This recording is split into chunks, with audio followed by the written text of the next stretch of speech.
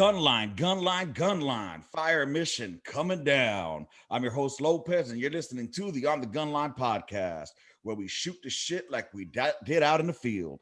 Anyway, so today I have a guest on here who we have a lot of friends in common, but yet never served together. As a matter of fact, we're so close that we almost got the same fucking name, and we've been confused for each other a couple of times. So just to clear things up, his name is actually Daniel. Mine is just Danny. And for years and years, and 42 years, I've been hearing, are you sure your name's not Daniel? I'm fucking positive, y'all. It's Danny. It's on my fucking ID. Anyway, so today's guest hails from, looks like the Northeast Coast, because I'm seeing him wearing the Patriots. So basically a loser team because they lost Brady. What's up, brother? How you doing? I'm doing good, man. Well, we don't all have an Aaron Rodgers waiting in the wing when Brett Favre retires. You know what I mean? So. Hey, he bid his time though. He sat his ass down and waited. He did it the right way. He sure did. He sure did. I mean, and it looks like they're doing it again. So we'll see how it works out. We'll see. I'm not gonna fucking get my hopes up. I went to go see them play this weekend in Houston. As a matter of fact, I'll tell you what, bro. One of the most retarded things I've ever been to is a social distance game. It sucks because there's only like fucking maybe 13,000, I think they said, were allowed to come in. I don't even think there were 10,000 there, bro. In my section that I was sitting in, there were about 10 of us, maybe 15 of us. And the whole fucking stadium, I want to say about 80% were Packer fans. So one thing is we travel. We fucking travel. Yeah.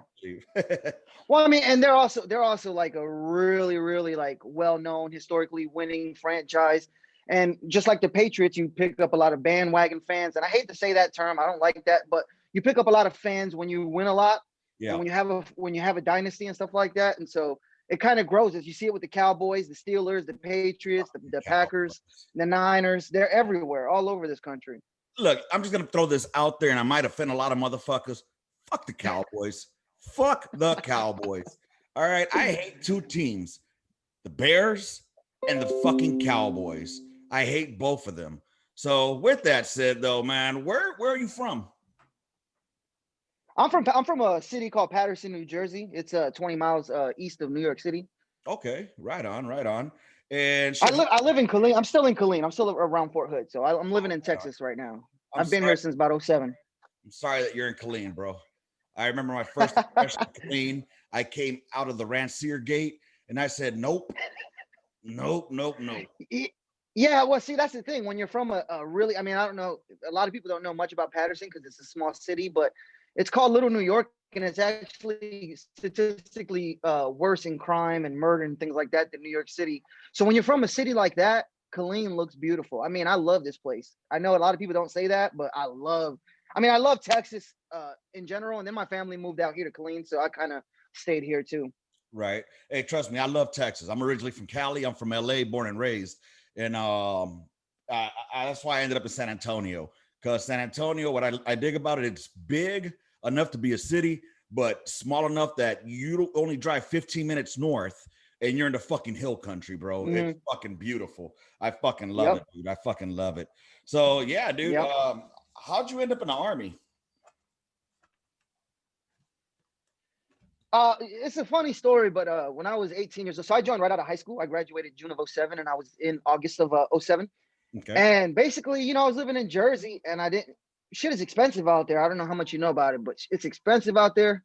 I ended up getting into a little fight with my stepfather. I ended up knocking him out, and then I moved out on my own. I was working as a shoe salesman in a big designer store down there, and I just wasn't making enough to pay the rent. And my brother was in, my uncle was in, and they both told me, you like to work out a lot, you play football and stuff like that. So the Army would be easy for you. And I mean, my upbringing, it was kind of tough. Yeah. So it was easy, man. When I went to basic and I said, fuck it. And I joined, I lost a lot of stress. I didn't have to worry about paying rent. Facts. And really basic was so fun and so easy for me. So that's how I joined. I ended up loving it. How'd you end up? You're a Delta, right? You were a 13 Delta? Yes. FDC. How'd you end up with doing that shit? So, the same story of the recruiters lying to you and shit. So what I had told them I wanted to do MI. I wanted to do military intelligence. I told them I wanted to do something like that. And they kind of sold me, 13 Delta was a priority. It was a position of need at the time in '07. And they kind of sold me on it being like MI. It was nothing like it, but they sold me on it. They said you need a secret clearance and, you're dealing with computers and stuff like that. And I was like, all right, cool. I'll do it. But I ended up loving it. I don't think there's another job in the Army I would have wanted other than being a 13 Delta. That's because you were never you weren't on the Bravo, man. So on the Bravo side, we fucking rule it. No, I was Alpha the whole time. I'm saying well, you weren't a 13 FDC. Bravo. I went top FDC. I'm just saying you weren't a 13 Bravo. Yeah. We gun. Yeah, I wasn't lugging 105-pound rounds. Yeah, that's a cakewalk, baby. But yeah, dude, that's what's up, man. So that's what's up. We got the brains of the artillery out here today. That's cool shit, man. So you ended up joining the Army. How many years did you do? I did 6 years. I ended up getting medically retired. Oh, no shit. Right on. Yeah, dude, that back that back shit ain't no joke, bro. I fucked my back up there, and after 10 years, Dunzo. So you only stayed in Hood then? You didn't so I was only ever stationed in Hood. I mean, did my basic in no, I did basic. Well, we deployed to Iraq, but I did my basic in Fort Jackson. I did my AIT in Oklahoma, and then I was sent straight here to Fort Hood. Okay. Did you do? And this is the only place I stayed. They say Fort Hood is a black hole. Once you go, you don't get out. Pretty much, dude. I mean, there used to be a rotation back in the day from Fort Hood to Korea, Fort Hood, Korea. I ended up going to Fort Hood, then Korea, then fucking Stewart, and then I left the Martin Express and fucking. I hear Stewart's nice. Nah, bro. Stewart's not nice. That's what I heard. People told me about Colorado. So people told me about Carson, Lewis. Or no, not Stewart. Stewart's. I'm thinking Lewis. I'm thinking Fort Lewis. That's in Washington. Where's Stewart at? Georgia. Ass crack, Georgia. Oh, okay. Just think of it as Fort Polk's okay, yeah. Then I didn't hear anything good about them. Yeah, it would be like Fort Polk's big brother, bro. Because Fort Polk. No, I'm good on Fort Polk. Yeah, bro. Yeah. And then Fort Stewart is just a little bit better because it's a tiny bit bigger. They have a Walmart and a Ranger Joe's and or Trader Joe's, I think it was called, whatever the fuck it was called. But the cool thing about it was that Savannah was 45 minutes away. So that was the only benefit. And then an hour south, you were in Jacksonville. So, I mean, it was located centrally to two good fucking places. So which deployment, how many deployments did you do with them?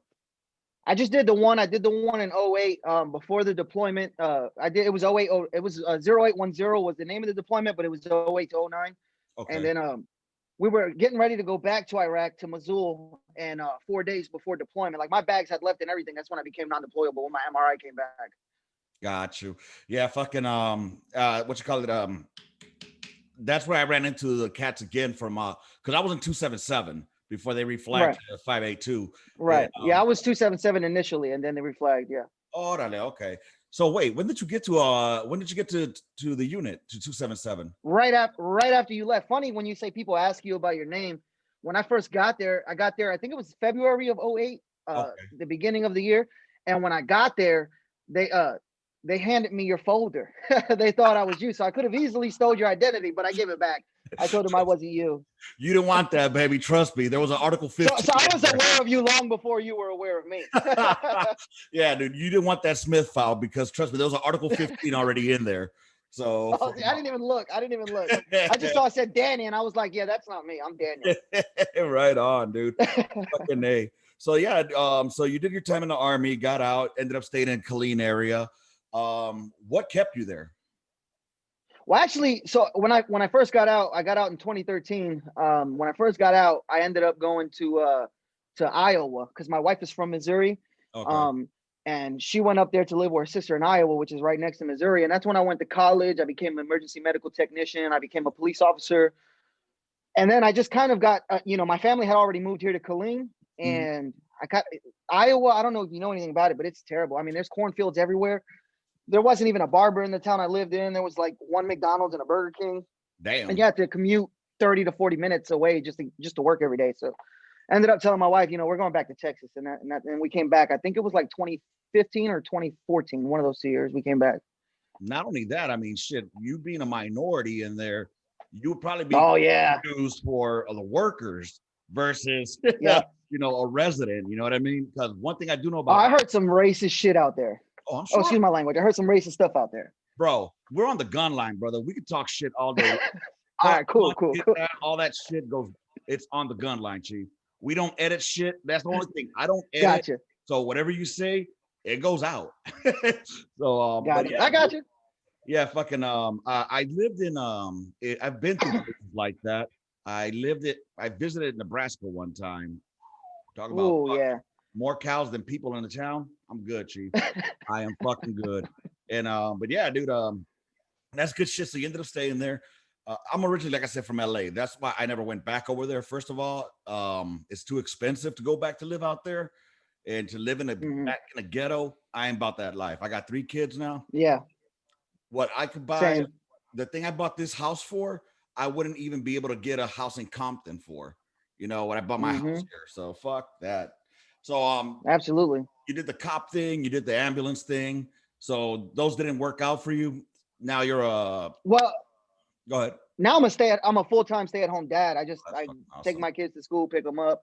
I got my retirement pay. My wife makes great money. But the reason why it didn't work out wasn't very good at both of those jobs, and I actually really enjoyed them, and that gave me another sense of purpose getting out of the military. Yeah. That was my biggest thing, trying to find a job where I felt like I was important, but my back. So my back got one call. I had to pick up a fat lady.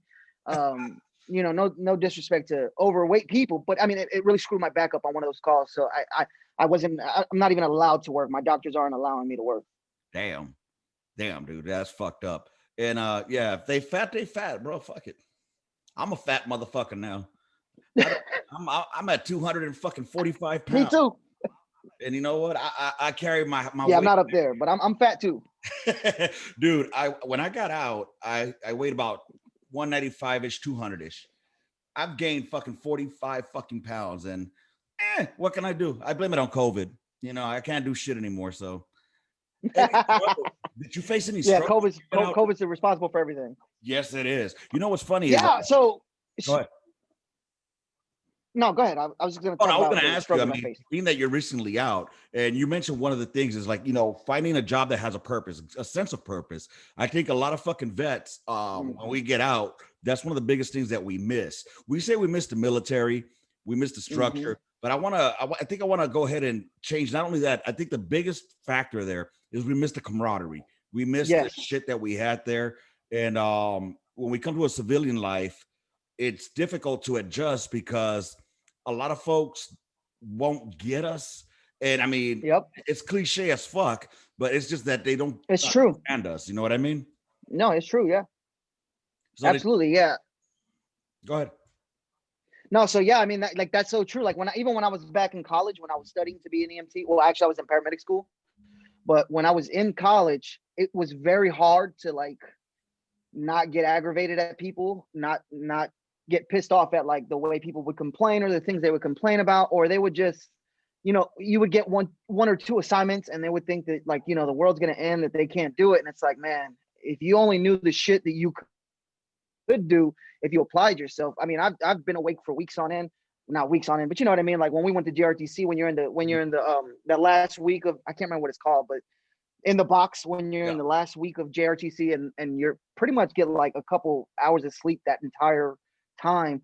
You can do things if you actually set a goal and put your mind to achieving that goal. But a lot of times people think they want things handed to them nowadays, and they don't understand working hard for it. Right. And I think that, one of the things is that, just to play devil's advocate on this, it's because we're forced to do it though when we're in the military. You know what I'm saying? We're forced to only have those 3 or 4 hours of sleep before we go on the next mission. I mean, if it was up to us, we'd be like, man, fuck that mission. I'm staying in tonight.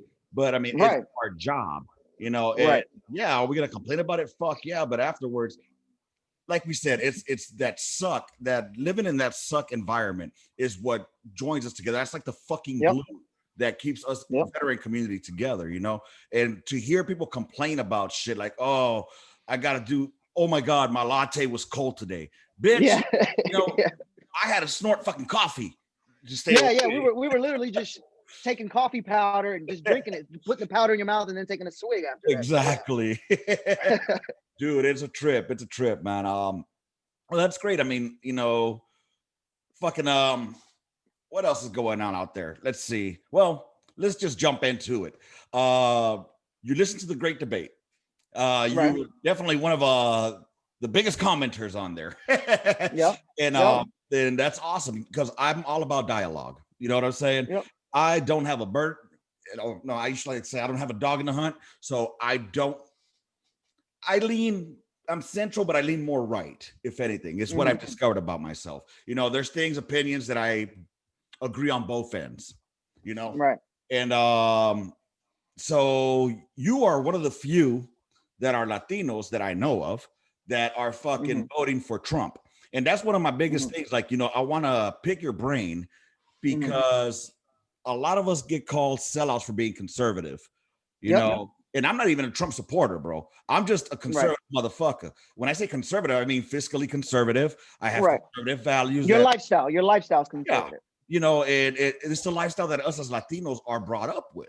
You know, it's like that's the shit that's implemented into us since we were children. So why is it now that, you know, I'm voting that way? Why is it being, oh, I'm a sellout all of a sudden, or I'm, you know, the racism, or you think you're white, which I still don't get that whole phrase. Like, what does it mean you think you're white? You know, I'll tell you one thing, one word before I even go into this. I'm gonna start going on a rant. You know what I can't stand, bro? Being called Latinx. What the fuck is Latinx? Yeah. I don't know. Honestly, I don't know what that is. Anyways, you know, there's a lot of Hispanics that don't even consider themselves Latino or Hispanic, right? Because those are made up terms. Yeah. Because if you look at it, as for me as a Puerto Rican, my ancestry, my heritage is African, Native Tainos, which are Native Americans of the Caribbean, and a Spaniard, European. So like, I'm three races mixed together into one. A lot of Mexicans are native, which are like Aztec or Mayans, mixed with European, the Spaniards from Europe when they invaded. So we're not a single race. We're kind of we are the definition of melting pot, the Hispanics and the Latinos. Right. See, I don't know what Latinx is. I know that they like to say Afro Latino now or Afro Latina, but you're just what you are. You know, your skin tone, you don't have to categorize it by how dark my pigmentation is compared to yours. Exactly. And see, dude, that's why I've been working on a piece on my stomach, because I've been telling people now, like, I'm not Latino, I'm not Hispanic, I'm mestizo. If there's a race that I am, it's mestizo, which is a mix. So on my belly, I have myself. I got the motherfucking conquistador on that side. Yep. Conquistador on that side. You know what I'm saying? So the Spaniard. And then I'm working on getting the fucking Mayan Indian. You know, nice. You know what I'm saying? So it pays tribute to both fucking cultures, because out of those two cultures come me. You see what I'm saying? So, I mean, absolutely. And the only no, but the only difference between you and I is that you just add African to Puerto Ricans. Right. That's the only difference. Right. Because when they came to the islands, you know, the smallpox and all that stuff was starting to kill off the Tainos. They were also raping them and working them into the ground. That they brought African slaves to the island that's why the Caribbean is so dark, because Cuba, Dominican Republic, Haiti, Puerto Rico, a lot of these countries, they brought African slaves to work with the Taino slaves, and then it all intermingled. Intermingled. It's gonna happen, you know. It's gonna happen. Yeah. That's how my last name ends up being Lopez. You know what I'm saying? Because it's a Spaniard last name, which happens to be in Europe. You know what I'm saying? So that's why I can't stand like the questionnaires, like, are you Hispanic or Latino? Are you honestly? I'm a Hispanic. You gotta mark Hispanic. Dude, and white too. Exactly. So dumb. Dude. What look, I checked out my fucking birth certificate. On him, they have him Caucasian, and my dad's Salvadoran. Like, that motherfucker looks like, you know, Caucasian. How's he Caucasian? Because to me, Caucasian is white. I'll tell you another one that I can't stand being called, bro. Right. I'll tell you another one of my pet peeves: person of color. People of color. I can't stand that term, because that's like saying, okay, so white is not a color. Last time I checked, white was a color, right? So, and then wasn't being called colored a racial fucking term back in the day? You know what I'm saying? So now we're embracing it. Get the fuck out of here. No, I'm an American who just happens to be of Hispanic descent or Latino descent. You know what I'm saying? It's all semantics. It's all semantics. Like Yep. even with the African American community, right? So one generation they're called Negroes, the next generation they're called Blacks, the next generation they're called African Americans. You know, it's always changing and always evolving. And it's like nobody wants to be offensive, but they're offensive because they're trying not to be offensive. Bro, I still get in trouble for calling Asians Oriental. Whatever. It's Oriental to me. So fuck it. But yeah, dude. So how did you come from a political upbringing in your family? No, actually I did not. So growing up in Paterson, New Jersey, it's very liberal, very, very Democrat oriented. And even in the schools, I can remember back when teachers were telling me things that were very liberal, and it felt, looking back at it, it feels like, you know, they were brainwashing me. Right. Just to be like everybody else in the area. So, I mean, I didn't really get political until I was in the Army. Okay. So I joined the Army. I started experiencing different things. Even when we deployed to Iraq, I wasn't very political. I was so headstrong, like, you know, working hard, trying to prove myself, trying to move up in rank when I was in the Army, you know, like winning Soldier of the Year, stuff like that. Like I was working hard at trying to be the best soldier I could be. Right. I didn't really give a shit about politics. It wasn't until Obama. So I voted for Obama in 2008 in Iraq. And after that, like quickly after that, like after he took office, I started to notice changes. The first thing that kind of made me look at him sideways was the SOFA agreement. Okay. So as soon as he took over in January, so we were there from June of 08 to June of 09, and he took over in January of 09. So we were there for a few months, but as soon as he took over, you know, they changed the SOFA agreements, they changed the rules of engagement, and they were telling us to even shoot a warning shot, we had to call up to the TOC and get approval. And I just immediately thought as a soldier, like, yo, this can get somebody killed.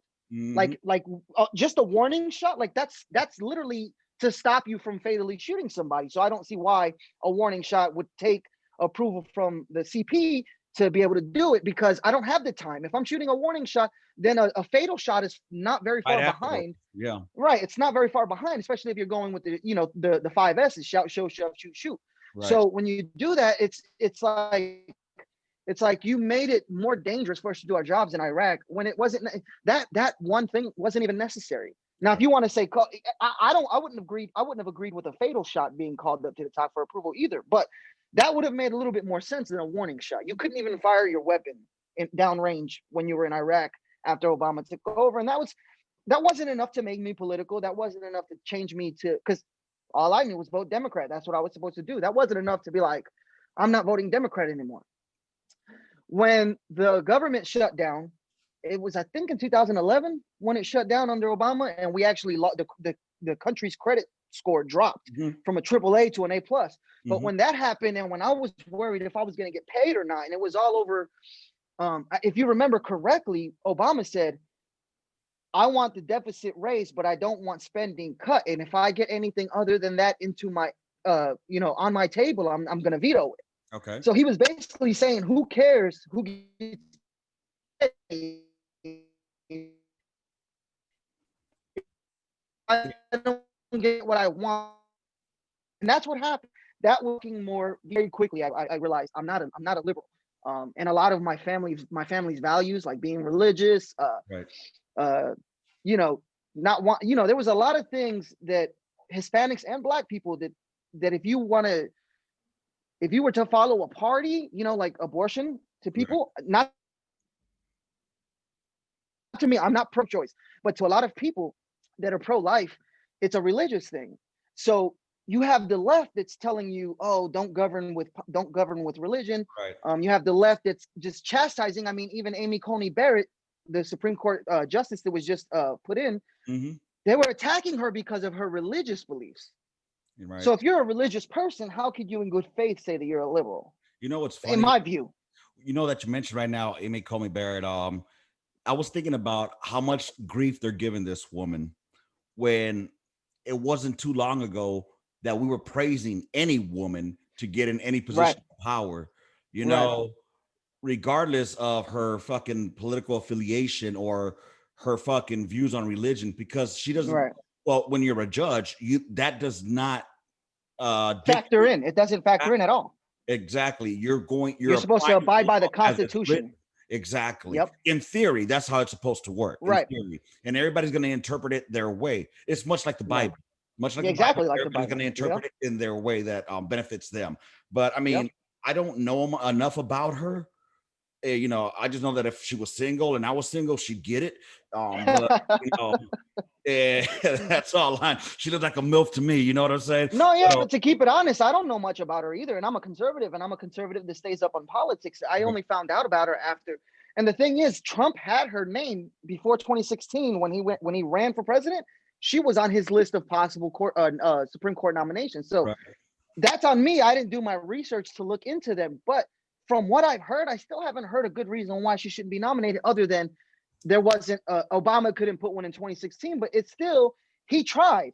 He just didn't. There's 3 branches of government, and he didn't have power of the Senate and the president. Exactly, dude. Because if the shit was flipped over the other way, they would do it.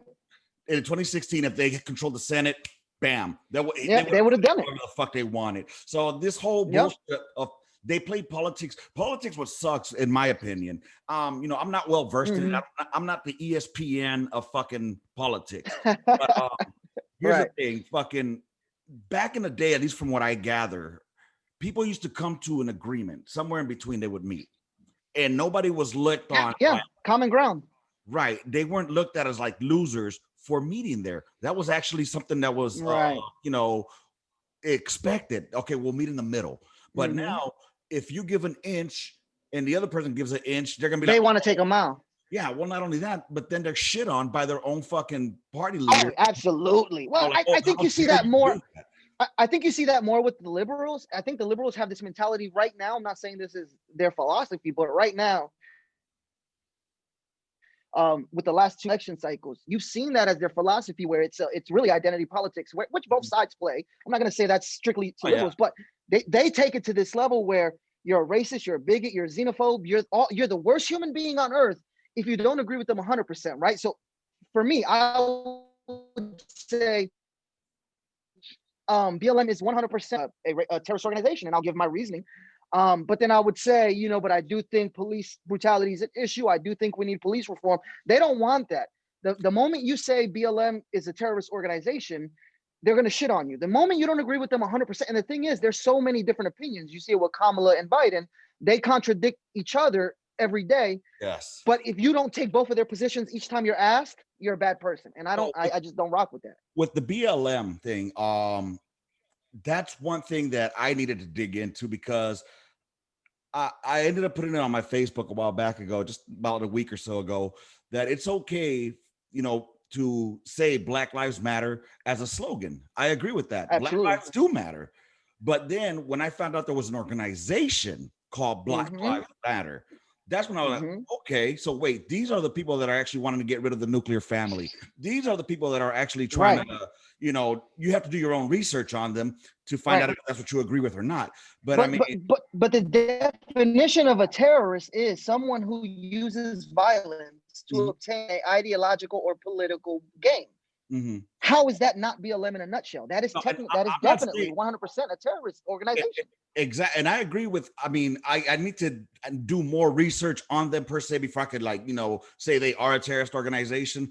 But I mean, yes, but right. But to be clear, I'm not talking about the followers. I'm talking about the organization itself. So not the people that follow it, because their intentions are pure, but not the organization. Not only that, it's not just that. I think it's the people that are probably mixing up the slogan Black Lives Matter and tying it into the organization or the group Black Lives Matter. They're 2 separate entities as far as the slogan and the organization. You see what I'm saying? But if they want it, but if they want it to be separate, then they would separate themselves. Oh yeah. Black Lives Matter, the organization, has made excuses for the violence, for the looting, for the rioting. The organization itself has made excuses for it. The New York head of the Black Lives Matter in New York, he came out and said, we're going to tear down this system, and we can mean that figuratively or factually, that it's left to interpretation. So when you leave it to interpretation, when you purposely don't clarify your position on the violence, the rioting, the looting, and the murders that have happened in the name of Black Lives Matter, you are now leaving that open for people to conflate the two. If you want to distance yourself, then distance yourself. Then come out and say, I oppose the violence. the protest is okay, but once it turns to anarchy, we don't agree with that, but they won't do it, and that's why they're conflated. No, I get what you're saying right there. Like I said, I was one of those that, I agreed with, I thought that I hated, because I didn't want to say I hated, but I didn't like the whole pigs in a blanket, wrap them in shit. Fry them like bacon, yeah. That's what I recall from the first time that shit came about, the Black Lives Matter. So that's why I was like, man, fuck Black Lives Matter. But then I realized, until I was informed, like, okay, there's a group and they're basically hijacking this slogan. Now the follow, they're using this fucking slogan to catch people to follow them. But here's the main purpose for them. It kind of goes back to, kind of reminds me of when the Tea Party first came up, when it was Ron Paul, and Ron Paul was the fucking granddaddy of grassroots. And then a bunch of racists took it over. Bam. Next thing you know, the far right takes it up and the Tea Party went to shit, I agree. I was a follower of the Tea Party. That was when I was getting into it, and I kind of agreed with them. But then when I started seeing their messages online, on Facebook, and their groups and stuff, I started to realize this is a bunch of fucking racist people. Right. And then I had to physically distance myself from the Tea Party, because there was no line drawn. There was no, we don't accept this. Those people that say that aren't Tea Party. That never happened. And so I had to distance myself from it as a movement.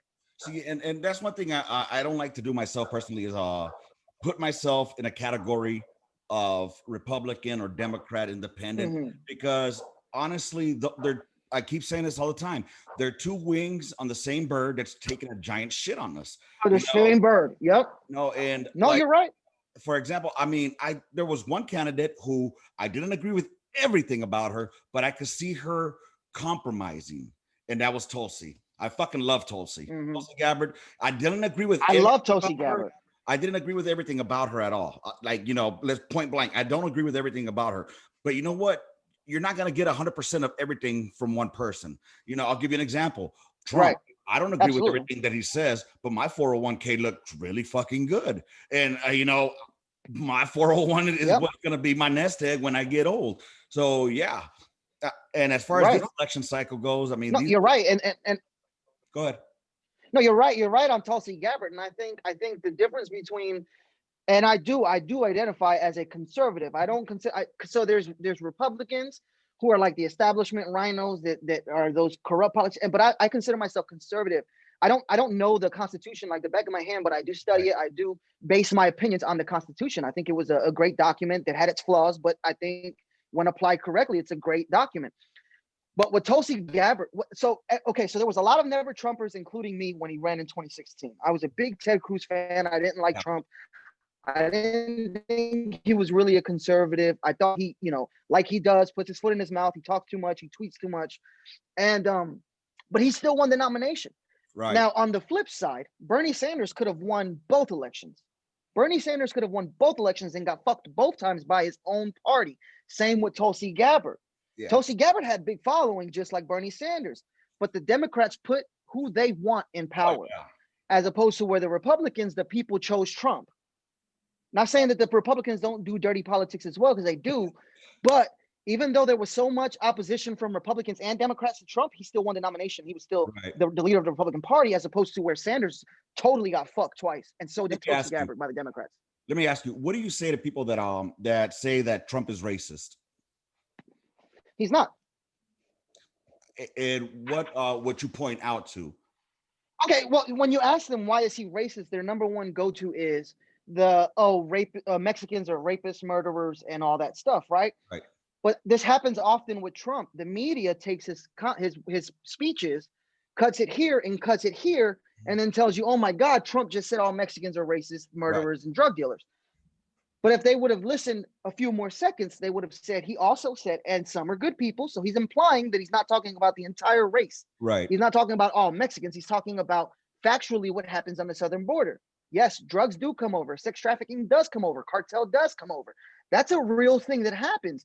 And you're telling him he can't speak on the truth because he's racist, because he's a white man. And if he speaks on the truth, he's a racist. Right. But he's condemned white supremacy numerous occasions going back to 2000. He's done it on video in 2000. He denounced David Duke and the KKK. He's denounced them, I want to say, at least 5 times on video that I've seen. But then they'll go to, well, he told the white supremacist group to stand down and stand by. Right. First of all, they're not white supremacists. Their leader is a Cuban American from Miami, Florida. Right. What white supremacist is going to follow a Cuban? You tell me what white supremacists are going to follow a Cuban. Well, and then so a lot of their things is missing context or taken out of context. Oh yeah, and then but you're gonna have those far lefters saying, oh well, he's just as the blacks call other blacks that are conservative, oh he's just a coon or he's a sellout. You know what I'm saying? He's just trying to appease the white people. Yeah. And that gets on my fucking nerves because it's like, dude, I get it that there's white folks out there that do dirty shit. But there's also black out there that do dirty shit. There's a lot of Hispanics out there that do dirty shit. And I get it that, they had a 400-year fucking advantage on us. Got it. But you know what, dude? Let's work with what we got now. Yeah. Is there going to be some people that are going to be judgmental just on race? You know what? I'm going to put it out there. I'm going to fucking put this out there. If I'm an owner of a company, all right, let's be real. And I want you motherfuckers on the Gunline, if y'all listening, be fucking real about this shit. If you're the owner of a company and it came down to a white person or somebody that's your race, who are you going to hire? I don't care if they have the same equal qualifications and everything. Who's going to get the job? Be fucking real. Your race. Your race. Your race. And I think our time in the military has proved that. I think that you always notice there's little cliques, right? And it's usually like the same because you want to meet people that are like-minded. And you want to spend time with people who like things that you like, and usually, not always, but usually it's people of your own race that kind of get you better. Now, I saw Hispanics hanging out, blacks hanging out, white people hanging, like I saw them group themselves. Mm-hmm. But at the end of the day, in the military, we were able to all come together and get the fucking mission done. Mm-hmm. And we didn't allow the cliques that we have to put hate in our brains for that clique, because we knew we were doing it ourselves. And it wasn't because we were racist. It's just because we enjoy people that are like-minded. And a lot of times people of the same race are like-minded. I'm going to take it one step further than that. You don't just congregate with those that are your same race. It'll start with somebody that's the same race as you, but then it'll elevate to somebody that has the same fucking upbringing as you. All right. Yep. Because I could be fucking hanging out with another Latino, but this motherfucker probably grew up in Scottsdale, Arizona, fucking balling, and he would be what I call a white-sican. You know what I'm saying? And that's just what I used to call those motherfuckers. But for example, my homeboy Kowalczyk, me and Kowalczyk, like we got to know each other really good on our first deployment back in 05-06 because we did a lot of tower or we did a lot of guard together. So we would talk about each other's experiences growing up, and like how certain like. People had a perception. You want to relate? Yeah, people had a perception of him that he was like this racist dude, and all this. Like this guy came out to me. He's my fucking oldest daughter's godfather, and I love this dude like my fucking brother. Straight white boy. Last name Kowalczyk. Are you serious? And but it turned out that me and him could relate, though we came from two very different environments. We still found that there were things that we could relate to each other. And because there's hoods everywhere in America.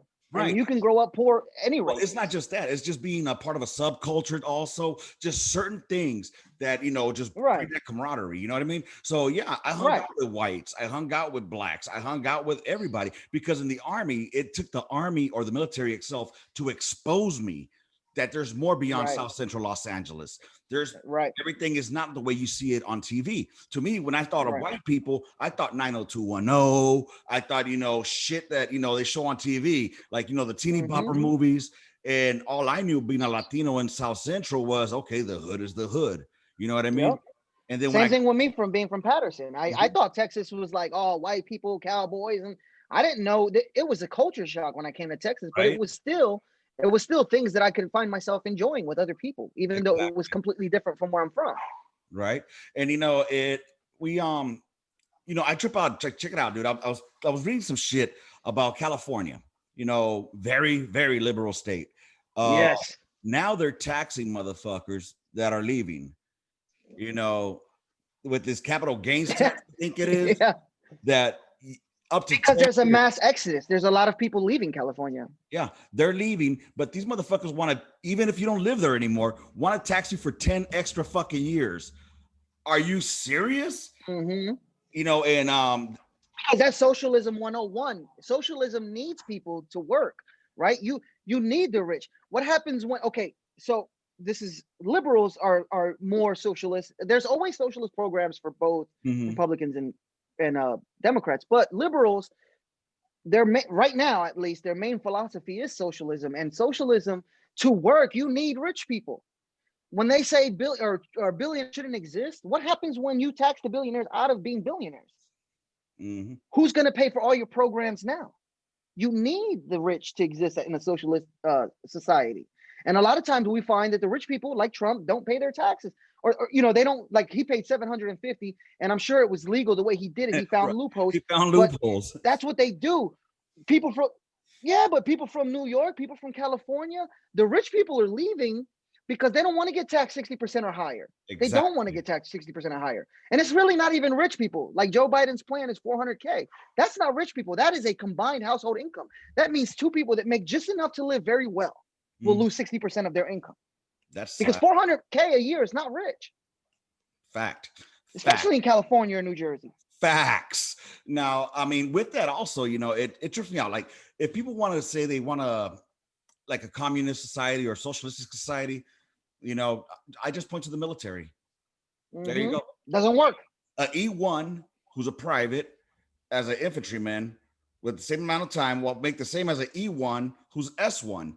Who's killing themselves harder, the S1 or the infantryman? The infantryman. I agree. But same as a cook. Exact same amount. Same thing. Yep. Now let's turn it over to fucking medicine. How many times did you enjoy going to fucking to the VAs if you go to the VA? Never. And granted, my brother goes to the one in Temple. He says it's not too bad, but still, it took 3 fucking months. It took me 3 fucking months to get an MRI done on my knee after I fucking had took me a year for my back. It took me a year for an MRI for my back. Oh, bro. Do you know what they fucking told me in the Army as I was getting med boarded? I told them, man, I've been complaining about my fucking back since 2006. 2007, I told them. When I came back from the first deployment. All I ever wanted them to do was a fucking MRI. Just because MRI is more in-depth than a fucking X-ray. They were like, oh, and I told them, X-ray just shows you bones. Yeah, and I told them, they do this shit to athletes all the time. They're like, yeah, or football. They do it to football players all the time. They do MRIs. And the doctor, I shit you not, tells me, yeah, but you're not a $50 million a year athlete, are you? Oh, man, I'm thinking to myself, motherfucker, I get that I'm just a piece of meat with a social security number to go die. Right. But you ain't got to fucking bring it down like that. I mean, what's so hard about getting the imaging done right there? You know what I'm saying? Right. It wasn't until I got my fucking, it was not until I started the med board process that they finally gave me an MRI. Now, this goes back to 2007. I got med boarded in 2014. It took that to get and I'm talking about, we came up with the generation of suck it up and drive on. So no matter how much my shit hurt after humping, I just sucked it up and drove on. Like, fuck it, Charlie Mike, baby. I believe in leading from the front. So when we did our 12 miles, I would fucking go to the front. Then I would go to the back to pick up my stragglers, try to pump them up, get back to the front. I can't run with the shit, but I can ruck like a motherfucker. I can walk all day long. Well, not anymore. Right. No, yeah. But that's what I'm saying. No, but yeah, I mean, you're right. And I think that I diverted from the point, though, being that if you want a socialist society, just take a look at the military and see how well that's working out for them in there, Well, I mean, there's no country that socialism actually has ever worked. It's destroyed Venezuela. It's destroyed Cuba.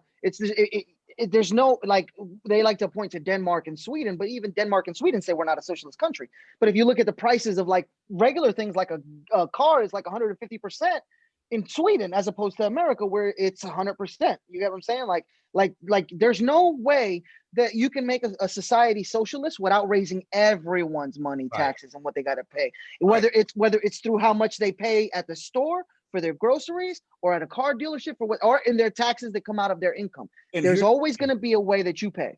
There's nothing fucking free in the world. You know what I'm saying? There's nothing fucking free. Everything, it gets paid for through a tax somehow or fucking another. What I hated about the ACA, the Obamacare, was that mandate. I don't think mandate should tell me what the fuck I can and can't do with my body, or that I need insurance. And not just tell you, they're forcing you. Yeah, they're or you're subject to a fine. Yeah, or you're They subject to can a fine. suck Yeah, a fat dick with that bullshit, and that's why I'm more right. The country of the free. Yeah, the country of the free, where you need to pay fucking go get a fishing license. You got to pay to get a driver's license. Oh, you want to go to You this got to pay to collect your own rainwater. bro? Dude, whatever happened to the days when you could just fucking you drink out the water hose? Our water is live off the land nowadays. You can't even do it, you know. And speaking of I Venezuela, know. I got a neighbor here, two houses down. He's an Apache pilot.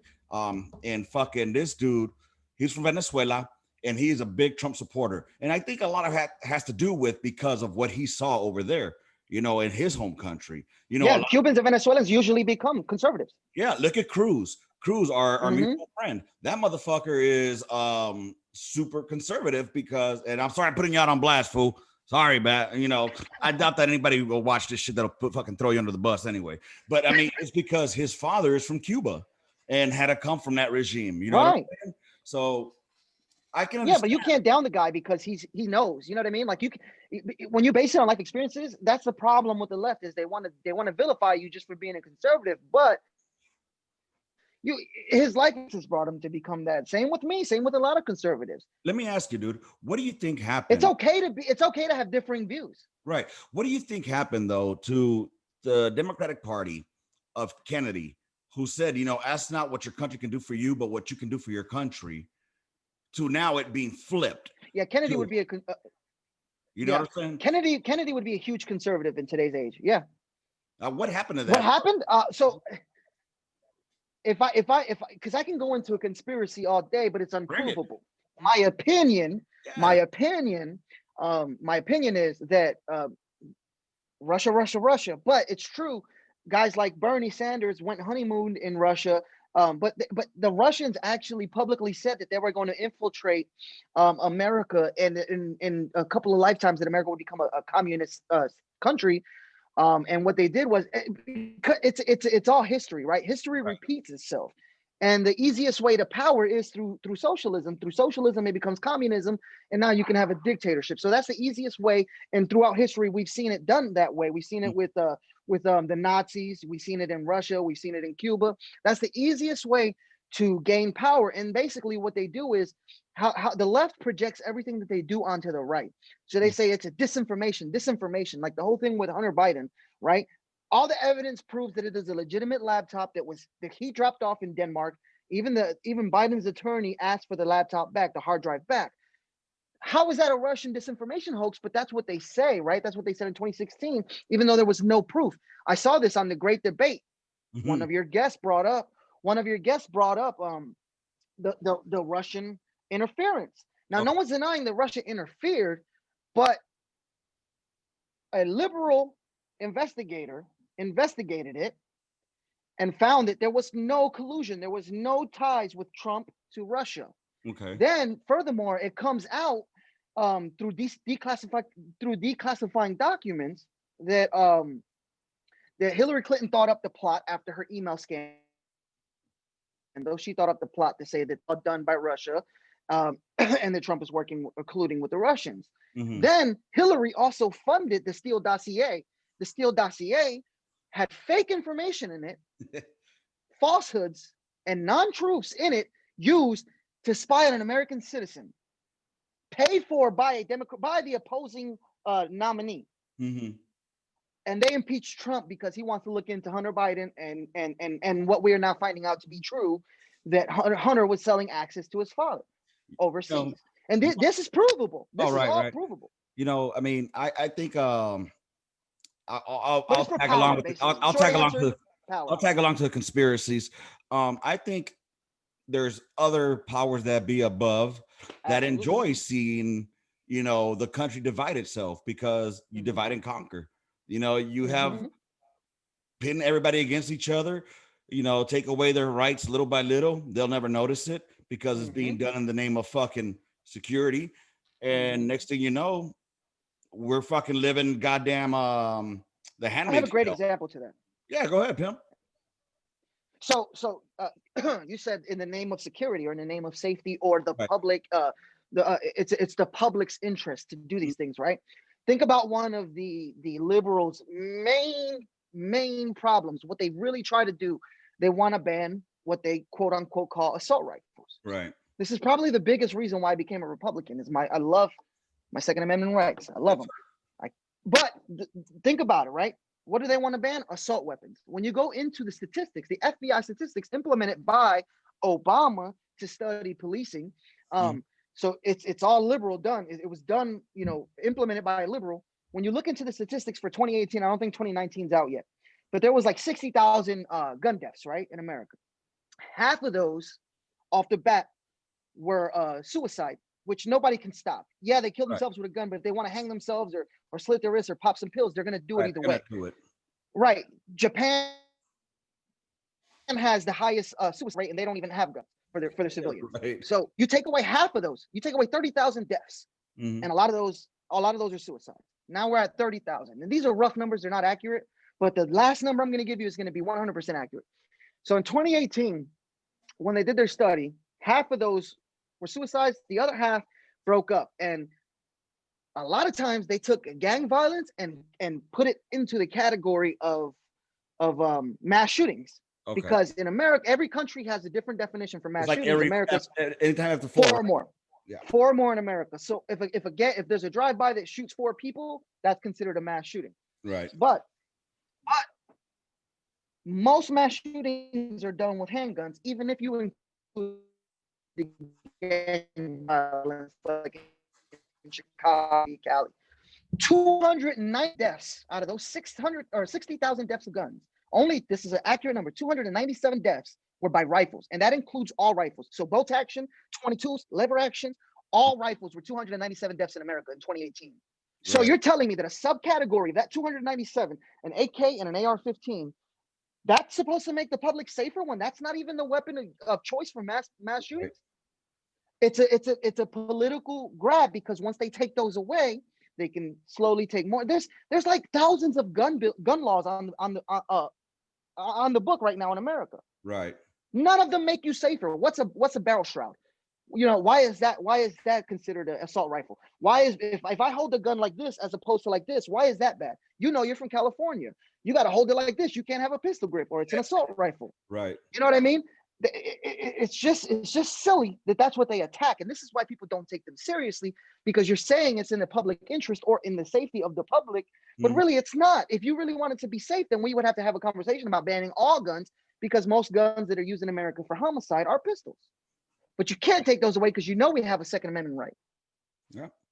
Oh, and then of course my favorite. So then they're going to do a gun. They're going to do a gun registry. Oh yeah, don't get me started on that. What's your favorite? No, that's one of my favorite things is like, that, people don't hunt anymore. Why do they need a gun? It's not for hunting. I hunt. I'll tell you straight out. I like guns. The end. The end. I like fucking guns. Yeah, but if you read the Second Amendment, it's not about hunting, and it's not about self-defense either. Those are added bonuses to it. Government and something right, like that. Exactly. Right? That's exactly what it's for. It's the right to the right to damn it, why can't I think of it now? You got me stuttering, but it's a well-regulated militia being necessary to the security of a free state. The right of the people to keep and bear arms shall not be infringed. And they wrote it specifically like that for a reason. They're not saying, the army's a militia, so they're the only ones who can have guns. At the very end, they said the right of the people. Who's the people? All of us. To keep and bear arms shall not be infringed. But it was 100% because of how we got our independence, how America became a country. They wanted to take their guns, they wanted to tax them, they didn't want to do all that, so they fought back. And that's there is no other way to ensure that there is no tyrannical government. The only way to ensure that there is no tyrannical government is that the people can defend themselves. And the whole argument of they have drones and nukes, and you think but you're just making the argument better for me. Why would I make myself less safe? I was just gonna say something about that. People say like, oh, you can't hold off the U.S. Army with just small weapons and shit like that. Go look in Iraq. Afghanistan? Have you gone to Afghanistan? They've been doing a damn good job for 20 fucking years. You know what I'm saying? No, you're right. I mean, at the end of the day, everybody's going to interpret shit the way they want to interpret it. I mean, what's next? They're going to ban fucking machetes. I mean, I know a lot of but that's the thing, right? That's England. Right. So England took away the right of their people to own guns.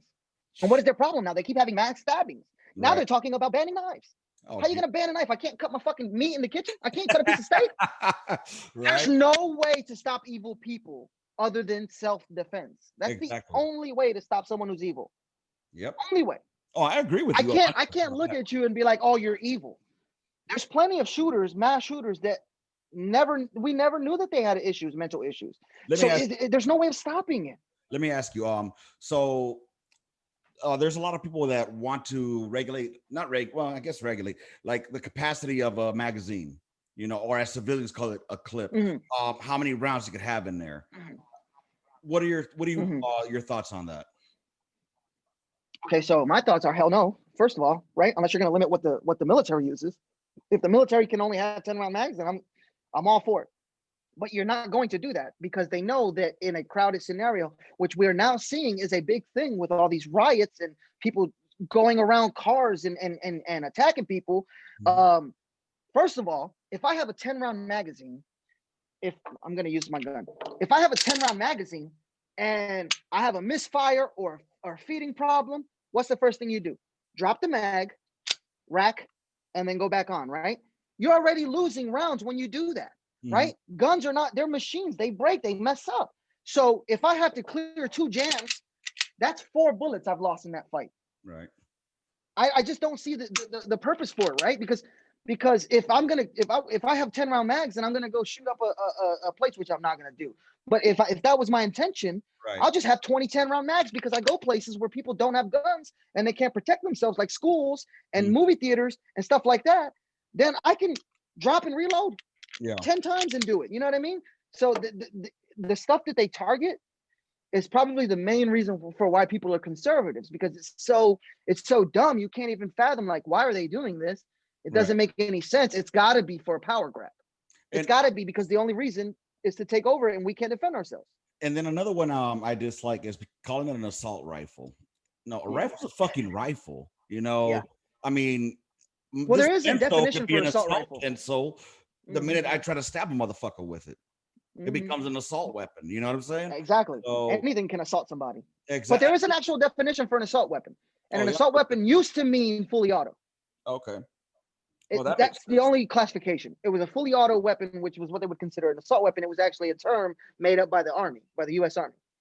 Makes sense. But they're trying to change it now. Now they're talking about if the pistol grip comes down instead of up, and if it has a fucking barrel suppressor or just a butt stock that collapses. It's the dumbest stuff. Yep.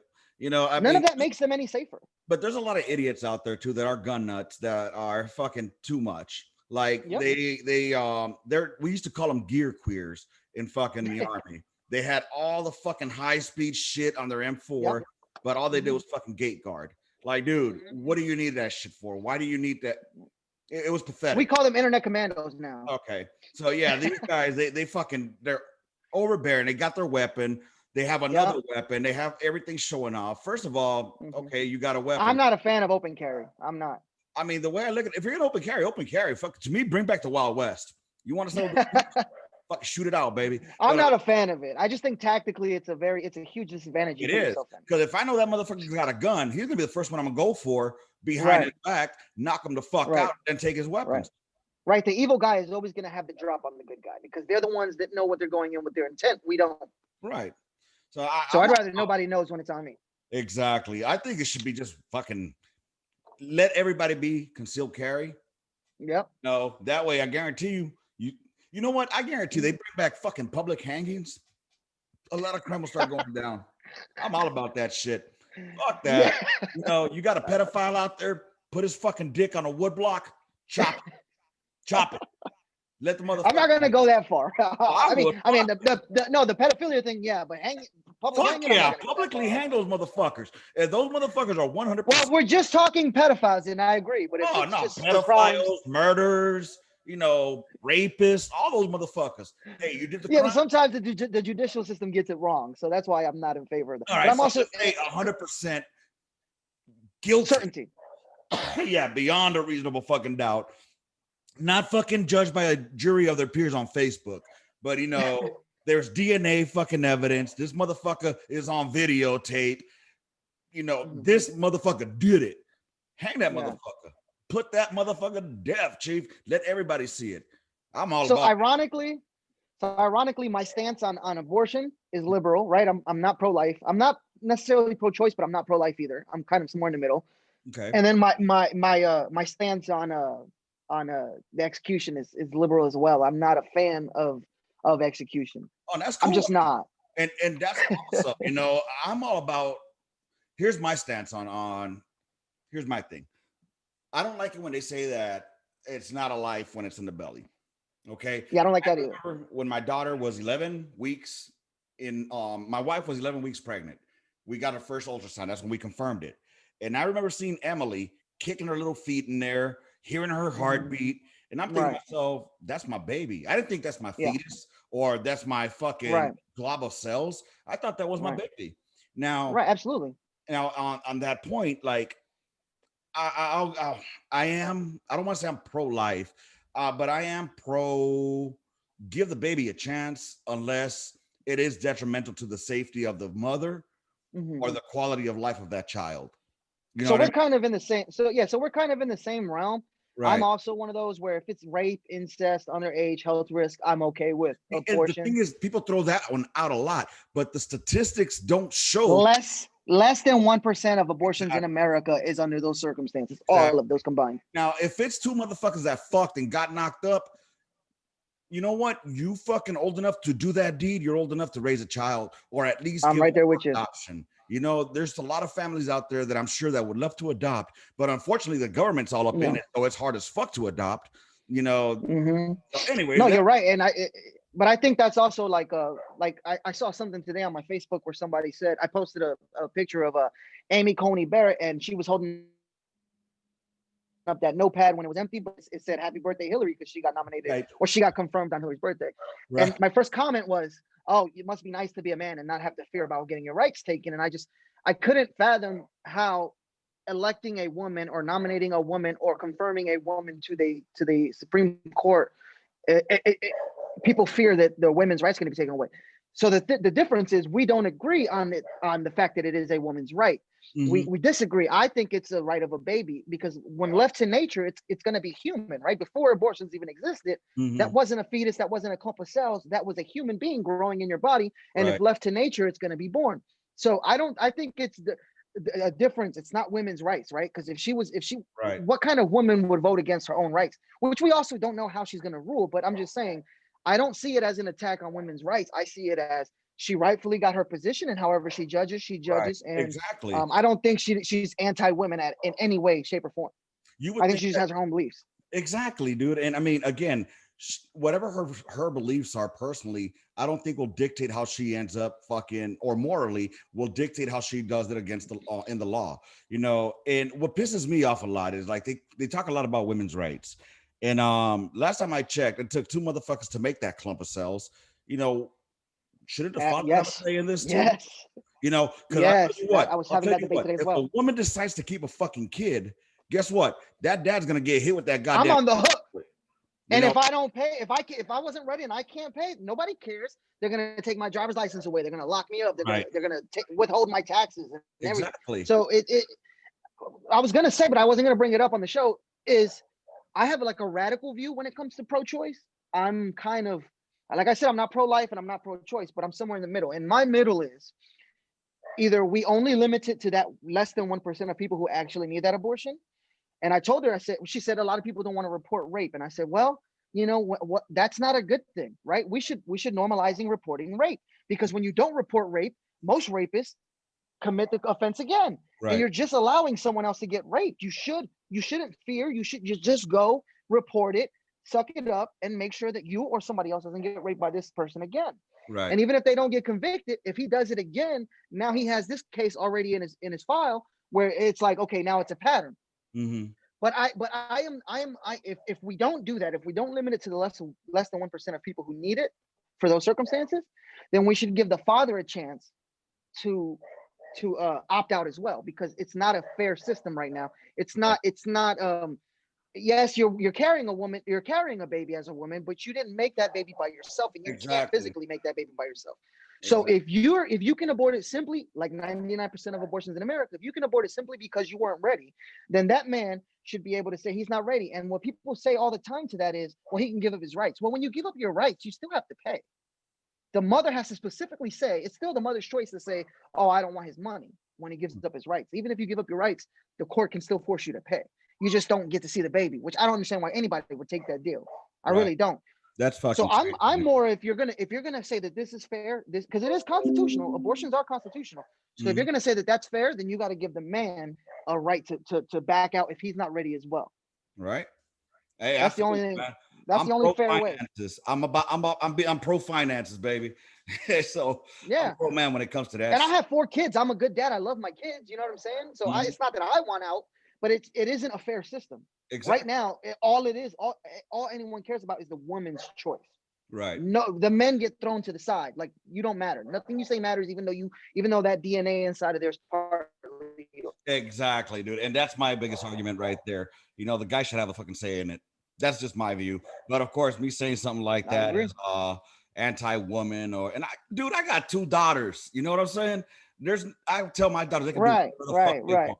You know, I come on here and I talk shit about women being on the gun line. Yes, I do, because that's not the gun line I came up in. And anyways, but here's the deal. I mean, if the broad can do the fucking work, go for it. Just don't get mad when she comes out knocked up by somebody else. Yeah, it's gonna happen. Don't expect it not to happen. I have reservations about that, because it's not necessarily that I don't think women can do the job as much as more as you see what's happening in Fort Hood now with the Vanessa Guillen and all that kind of stuff. It's like she didn't ask for that, and it should have never happened. But it's an inevitable thing, especially when you're putting women into a predominantly male-driven MOS. Yep.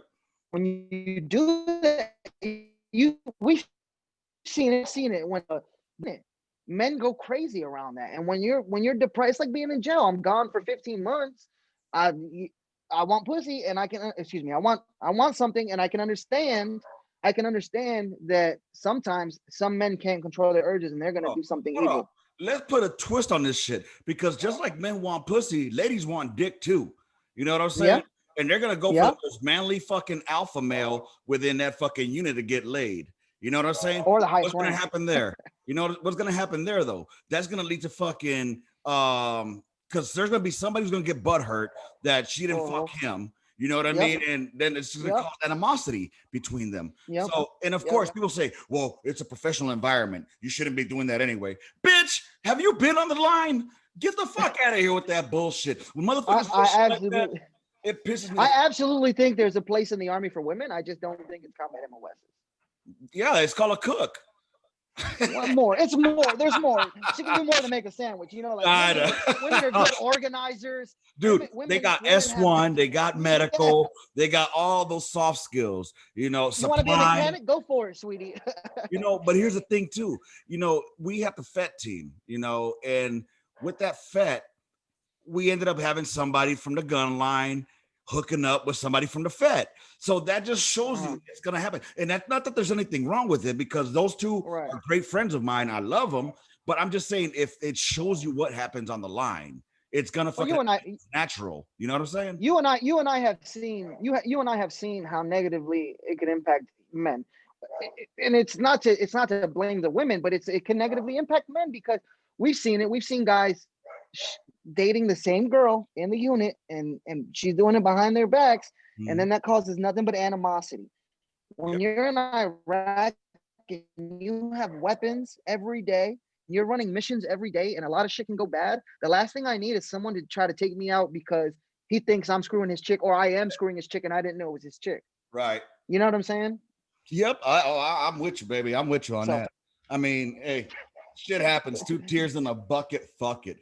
You know, one of the biggest things that I wanted to show with the great debate that I ended up doing was because I had, you know, mutual friends on there, and like I had Hunt and I had fucking Chooks, and I go back with them way back to our first unit for our first deployment. But what I wanted to prove on that was that I wanted to show that 2 people can be very passionate about their fucking beliefs. You know what I'm saying? Yep. And articulate it, argue about it, talk about it, but afterwards, fucking Charlie Mike, like, you know, all right, it's all great, let's move forward. because we won't dabble into this too much, but there's been friendships that have gone down the drain due to this type of shit. It upsets me because that would mean like I would think I put myself in a position of me and Kowalski. Kowalski and I fucking tight, right? And if he was to stop talking to me because I don't agree with his shit or this starts attacking me personally, shit like that, then I'm like, dude, what the fuck happened, bro? How did that escalate? Can I say something on that? So I have a friend. I had a friend similar to that. Me and this person, the person, but I'm not gonna say it out loud. Me and this person, we for years we spoke on the phone. We debated friendly, cordially, and all that stuff. Back and forth, banter on Facebook. I make a post, he comments. He makes a post, I comment. Things like that. And I think with how do I say it? I think that it's ego driven on both sides. You know what I'm saying? So I think the more that I knew, or the less that person might have known, it kind of started to come off as attacks, or they got tired of being corrected with some of the stuff that they posted. And in that case, it's like, don't act like this is our friendship. This is how it's going to be. And then 1 minute you go personal because you don't like something I said under one of your posts. I tried to refrain from making it personal, because I genuinely cared for this person. He was a good friend of mine. And I just don't understand at what point were we not able to debate anymore? Right. At what point did it become a problem to where you were going to take personal shots at me? And then like a child, I did the same thing. I took personal shots back. I think you've seen that. I think you saw when that happened. I told you guys should just either go fuck each other or fight each other. I think you did say that. But honestly, but that's the go ahead. But that's the thing. That's the thing. It's like if it becomes too much, at some point it has to be a respectful conversation had. Like, hey, I've had enough, bro. I don't think we should talk about this anymore. Don't go straight to jabs. Don't go straight to personal shots. And then reverse on the reverse side. For me, I shouldn't have went jab for jab. I shouldn't have went and talked shit back. And then I had a few people in my inbox afterwards, telling me, hey, like that shit doesn't look good. And they were right. And I stopped. Well, and I stopped mentioning this person. And that's the thing. I wanted to avoid this because I wasn't there. I don't know the whole fucking story. Right. So I don't know who threw. It's like the Revolutionary War. I don't know who threw the shot. You know what I'm saying? I can tell you. It was a post that said "Jingle Bells is racist," and that was clearly not true. And I think a lot of people went on there and corrected him. And I think he kind of, when I showed up, it was the tipping point. It was the straw that broke the camel's back. And when I showed up to correct him. But see, with that, it's like you said, at some point or another, text can be taken out of context because you don't hear the tone behind it. You don't hear the meaning behind it. Like if I'm talking with you, you can hear my emotion or you can hear my tone. So you can like how you intended to say it. Shit, or this guy's being real. You know what I mean? Absolutely. That happens a lot via fucking text. And that's at that point, especially like you said, we're a bunch of fucking alpha males, especially in combat MOS. We're gonna be like, oh, did this motherfucker say what I think he said? So bam, I'm gonna come back at him. You know what I mean? And going back and that was a mistake on my part, and I apologize for that publicly. I'll apologize for that. I should have never. I honestly threw low blows back. I honestly hope that eventually, whatever you guys, happen, we'll squash it, have a beer, and move on. But I mean, you guys are passionate about your fucking beliefs, and you both are steadfast, and that's cool. I mean, hey. I don't got a dog in the hunt, like I said. You know what I'm saying? Right. I like that. Pun intended. Yeah, right. No, what I liked at the end, my wife pointed it out. What I liked at the end of the debate was at the end, after as passionate as they both got, Hunt was like, hey, man, I need to get with you about something. Yep. And Chooks came out like, yeah, I got you, bro. And that's the way how we used to do shit on the gun line. That's the purpose I say about the gun. Well, I think that's another factor here, right? Like we're no longer in together. Right. And that it's kind of a different world now, right? Like I was out a little bit longer than him, so I kind of went this route, and he stayed the military route for a while, and then he got out, and I think there was just a disconnect there somewhere to where, we both got offended and we both said stupid shit we probably shouldn't have said. I've tried for a while now not to talk about it.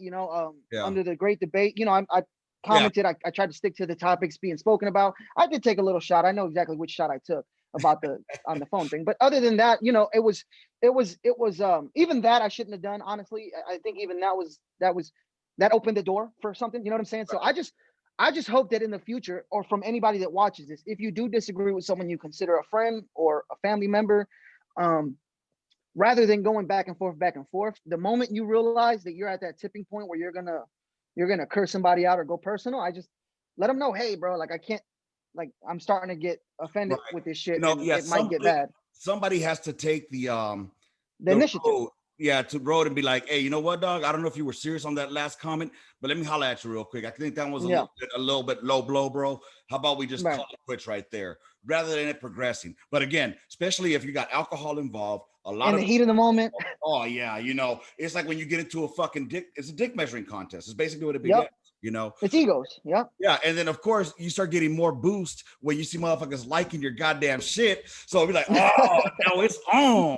So again, hopefully we'll see what happens. And this person knows. I'm sure he's listening to this. But once I drop it tomorrow, and dude, we'll see what happens. Maybe one day we'll fucking all three of us be on here, shoot the shit, and fucking. Well, see, the thing is, I did see, because I was recently unfriended by him. But I did see, I want to say maybe like a month or so after that whole thing went down, I did see him make a video, and he did say like no hard feeling, like he tried to he wasn't saying it to me, but he kind of addressed it in public, and I respected it for that. And after that, I stopped talking to him, whatever, you know what I mean? But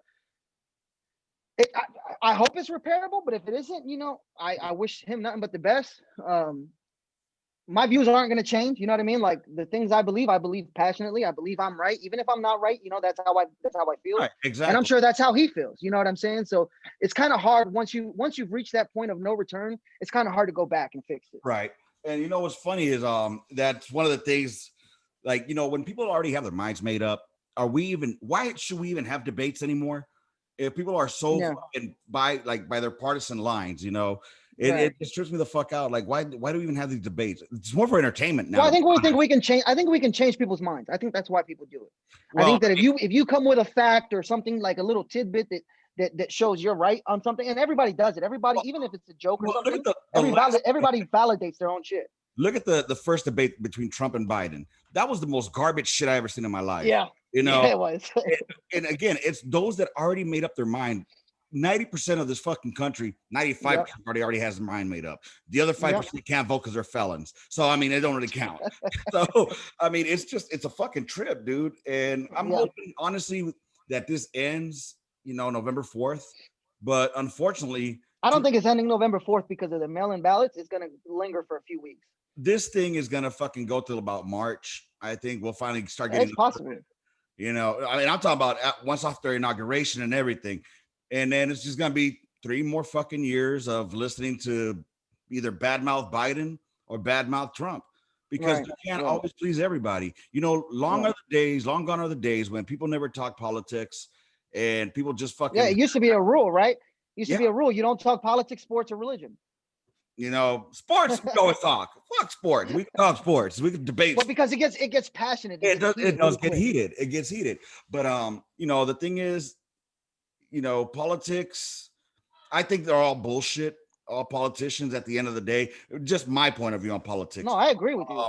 Because for 42 years of my life, I've seen the same candidates saying the same shit. Over and over and over. And the only ones that make something of themselves are the ones that fucking make it happen. I had a long time ago, first sergeant Kippy Samuel. He gave me this great motto. There's 2 types of people in this world. Motherfuckers that watch shit happen and motherfuckers that make shit happen. Which one are you? And with that, I said, I'm a motherfucker that makes shit happen. You know what I'm saying? Yeah. Those are the motherfuckers that do shit. But anyway, dude, it has been a great fucking conversation. Awesome. I got to start getting ready to go eat dinner. We definitely got to do this again. For sure. I'm always open. Hell yeah, bro. And this has been awesome. Great fucking dialogue. Got a little bit of everything in there. So it's been a good midweek memo. It's good to meet you, man. I go to Gunline quite some time, so I'll definitely link up with you when I go up there. For sure. I don't drink anymore, but I'll have a fucking soda with you. You know what I'm saying? Hey! I'm addicted to soda and Red Bulls. I don't drink beer anymore either. You're too high class for me, bro. I can't do Red Bull. I'll do Monster all day long. Órale, pues. Hey, man, it's been a pleasure having you on here. Thank you for coming over. Same to you, man. And dude, it's been great having you on the Gunline. Anything you want to shout out to anybody before we call it a day? No, I just want to say, to Lee Hunt, your last guest on the Great Debate. My apologies to you for everything I've ever said about you. Anything I've ever said negative, my apologies to you. I'm dead in it. I don't care what you do. You can keep it going. You can go make lives about me, everything, whatever. I don't care. But on my end, it's dead. I'm not addressing it ever again. Take it easy. And I wish you nothing but success, brother. That's it. Right on. All right, Lee Hunt. Y'all have. And if Lee Hunt wants to debate me, I'm open to that too. I'll do it right on your podcast. Shots fired. All right, y'all. No, it'll be respectful. I promise. I got from my part. Hey, I appreciate you being on here. Hey, Hunt, you know what to do, baby. You know what to get at me. Anyways, I appreciate y'all listening to this midweek memo. Make sure you guys check out the Shoot the Shit episode coming up this weekend, which I don't even know who I have, so I got to look it up. Oh, can I say something really quick? Yeah, go ahead, Paul. I really do appreciate your podcast. Like I said, I've never met you. I just knew of you. Right. And from the very first episode that I listened to, I think it was the one with Marquez, who used to be my chief. He's the one who trained me to be a super trooper. And then with Cruz, with Hodgkinson, with Grenice, with all these guys, it gave us a platform to kind of still have like that camaraderie, to kind of still hear from each other in a different way other than on Facebook. And I really appreciate it. What you did here, man, it's awesome. It's awesome. Thank you, man. Thank you. I mean, it's great to hear that. I think that's one of the benefits of doing this shit, that we may not communicate with each other, but I mean, through this, we're hearing how somebody else is doing. And thank you for having me, even though you don't know me. Oh, bro, it's all gravy, baby. I had another FTC cat, Felice. I never met that dude in my life, but through somebody else that I knew, bam, here we all are. You know what I'm saying? Awesome. So hey folks, thank you all for being here on the Gunline podcast on a midweek memo. Stay tuned this weekend. I'm gonna have Sergeant Urena. This motherfucker had to throw the Patriots. Yeah. Anyways, make sure I'm gonna have Urena on with me this weekend. Me and him go way back. He's been on here once already. And this week's debate, we're gonna be discussing officers versus soldiers. We had a discussion on that about officer-led fucking units versus NCO-led units. Is going to be a hot one. So make sure you come on down and pop a squat, because it'll be hot. With that being said, love, peace, and hair grease. Rounds complete. End the mission. Gunline out. Bye, y'all. Cruz, I want to see you, Cruz. I want to get on with you, Cruz.